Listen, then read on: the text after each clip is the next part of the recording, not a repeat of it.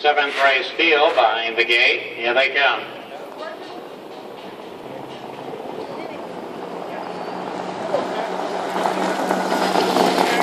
They're on. It's Lady on the Attack, leaving with Give My Best Hanover. Middle of the track, Allocate Fighter is moving up third. Then on the inside, Jordan's Jewel gets away forward. Angel of the West fifth. Then it's the Philly Princess. Things left unsaid, and the early trailer is Carrie Ann. Down the backstretch to the quarter pole, and there goes Allocate Fighter on the outside up to grab the lead from Lady on the Attack. Then Give My Best Hanover and Jordan's Jewel. First quarter here, 27-4. So they move around the paddock turn the first time, and Taggart has Allocate Fighter Lady on the Attack. The post-time favorite is in the 2-0. Would Give My Best Hanover third. 2 lanes back to Jordan's Jewel forward, Angel of the West and the Philly Princess.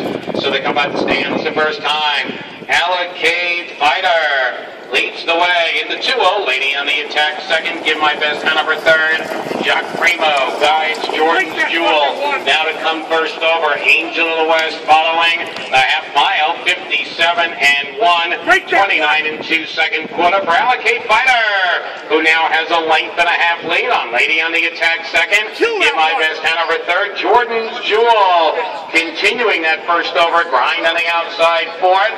Now third, and Jordan's Jewel is now ready to challenge the favorite for second. 3/4 in 1:26-2. Midway around the final turn, Allocate Fighter opens up a 5-length lead now on Jordan's Jewel, who is taken second.